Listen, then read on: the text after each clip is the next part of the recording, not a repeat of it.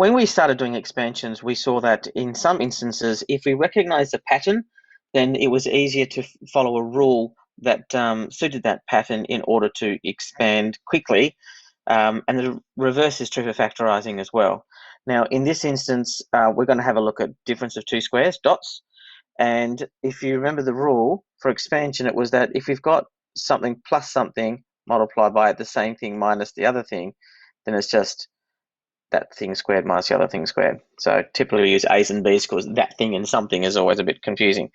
So if we can recognize it within a problem like this, for example, then we can just follow that rule backwards in order to factorize it. And remember, factorize means express an expression in product form. This value multiplied by this value. So let's have a look at a few examples. Here's example 1, 9x squared minus 4y squared.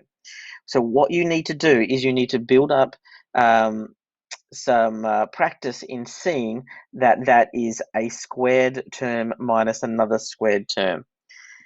Specifically, that's a square, it's 3 squared. That's a square, it's x squared. That's a square, it's 2 squared.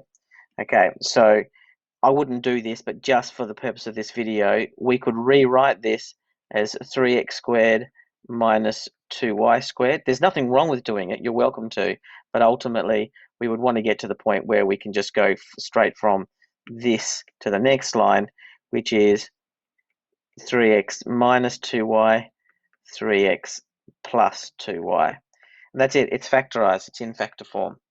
Sometimes it looks a bit hidden, so I'm going to zoom out now so you can see all 3 examples, but I'm going to do example 2 now. This one here, 2 is clearly not a square number, 32 is not a square number, so you might think it can't be factorized. But you should always, always, always look to see whether there's a common factor you can take out first. So for example, there's an even number there, there's an even number there, so 2 is a common factor. So I'll take 2 out first, and that leaves me with 2 times what equals x squared, minus 2 times what equals 32, 16. And now I hope you can see inside the brackets, that's a square minus another square, it's 4 squared. So then it becomes 2 outside of x minus 4, outside of x plus 4. And now that is in factor form. Factor form because I've got 3 things multiplied together. That's fully factored form. Okay.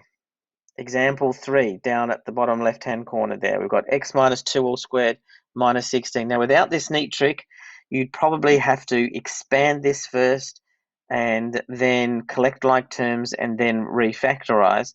But if you can see already that that is an expression squared minus 4 squared, and don't get thrown off by that, then you're kind of good to go in that you go bracket. And I'm just going to put these square brackets in, but you don't really have to, but I'll explain why they're useful in the next example.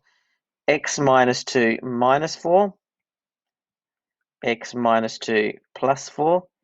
As I said, those brackets are redundant there, so I'll get rid of them on the next line, but it's just so you can sort of see exactly what the squared term was that I was dealing with. And now I'll simplify it. So x minus 2 minus 4 is x minus 6. X minus 2 plus 4 is x plus 2, and that becomes our expansion.